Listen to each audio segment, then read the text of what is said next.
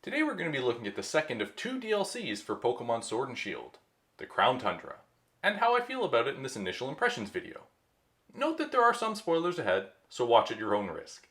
But before we get started, it would really help out if you could give a like to the video and subscribe if you're new here, as I work towards 200 subscribers on the channel.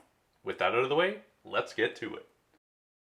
As I said, the Crown Tundra is the second of two DLCs for Pokemon Sword and Shield after the Isle of Armor DLC came out this past June. I did a couple of videos on that DLC, and you can see my 3-minute review in the eye. When it comes to the Crown Tundra, I was more excited for this DLC when it was initially announced, as it looked as if it was going to be a more extensive addition to the game, and I can confidently say that yes, it is. Similar to Breath of the Wild, I want to treat the Pokemon DLCs in a similar way, and just go where the game takes me. Take my time and encounter story elements as they come naturally, and I believe this method allowed me to enjoy the early elements more thoroughly. One of the main additions in the Crown Tundra is the Max Lair. This is where you will catch past legendary Pokemon through a series of Dynamax battles. The main difference here is that you borrow a Pokemon to use for your trek through the lair.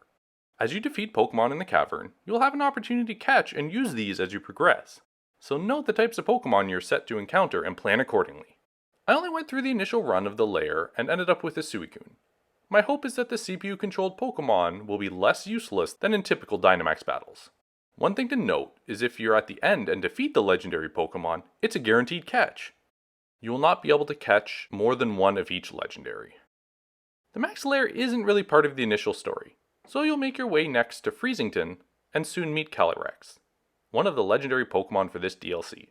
I appreciate the added humor in the story with Calirex taking control of Peony and speaking through him. Honestly, I don't know why this needs to be the case, but it does give for some funny moments throughout.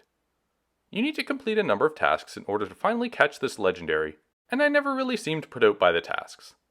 But what drove me crazy was how long it took to catch it. It took nearly an hour, and thankfully, if it faints, you just keep retrying.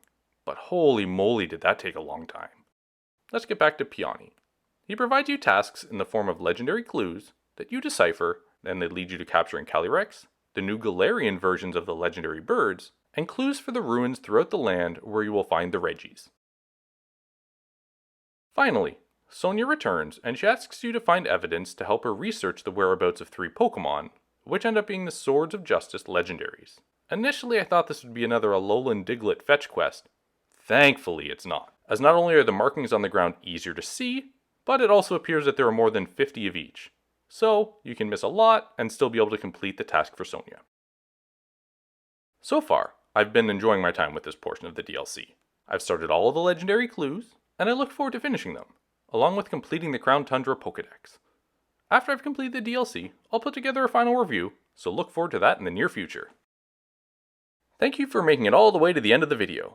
If you liked it, be sure to obliterate that like button for the YouTube algorithm and subscribe if you're new here. I will see you in my next video.